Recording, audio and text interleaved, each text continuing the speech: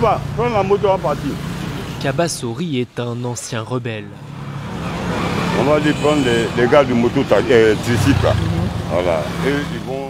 Le 19 septembre 2002, Kaba est un des premiers à entrer dans Bouaké. Aujourd'hui, il veut nous montrer ce que ces hommes, tous d'anciens combattants de la rébellion des Forces Nouvelles, sont devenus. Ce sont eux qui ont chassé du pouvoir Laurent Gbagbo au prix d'une décennie de crise. Pendant 10 ans, ils vont tenir tête au pouvoir central jusqu'à la prise de pouvoir d'Alassane Ouattara. C'est un impératif pour chacun de parler du premier combattant. Ces anciens combattants, démobilisés, sont désormais pour la plupart chauffeurs de mototricycles. Il n'y a même pas autre activité encore. Et puis miséralement, très miséralement. Depuis 6 h du matin, voilà ça. 6 Comment h du matin. Je n'ai pas encore gagné ça. Le premier qui a 500 francs, 6 h du matin, je sois 6 h du matin, je suis en l'air là. Ça a déjà, quelle est 11 h combien? Donne-moi l'air.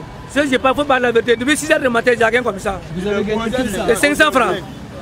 6 h de 11 h, 500 francs. Tu vas bien comment? Tu payes une maison 10 000 francs. Moi, j'ai mes 3 enfants. Il ne va pas à l'école. Une seule femme. Je ne gagne pas pour nourrir bien. Ça coûte de ça. Chaque ex-combattant démobilisé, et ils sont 67 000 officiellement recensés, a obtenu de l'argent pour se réinsérer dans la vie civile. Un peu plus de 1 300 € ou des biens matériels comme ces motos. Insuffisant, répondent une partie des ex-rebelles qui réclament en plus un grade militaire, celui de caporal, et la solde qui va avec. Mais c'est impossible, ils n'ont pas été intégrés dans l'armée régulière. Ce grade, ils continuent pourtant de l'exiger à quelques jours des élections, même si pour eux le choix est déjà fait, ce sera Alassane Ouattara. Bon, en fait, d'élection, moi je ne peux pas trop parler de ça. Parce que je ne peux pas prendre arme pour quelqu'un et puis encore prendre arme contre lui. Nous, on n'est pas dans ça. Kaba Sori a dû convaincre tous ses anciens frères d'armes d'accepter d'être filmés. Un peu plus loin, dans cet atelier de mécanique, cet homme lui refuse catégoriquement.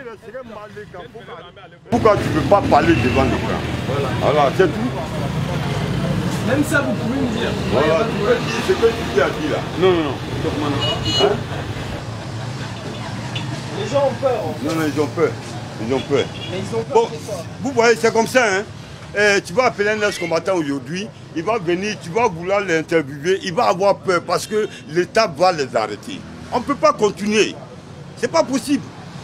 Nous réclamons nos droits, notre statut de caporal. Et c'est un impératif pour l'État de donner. Du côté du gouvernement, on affirme que le processus de démobilisation est achevé et qu'aucune arrestation arbitraire visant spécifiquement des ex-rebelles n'a eu lieu à l'approche de la présidentielle.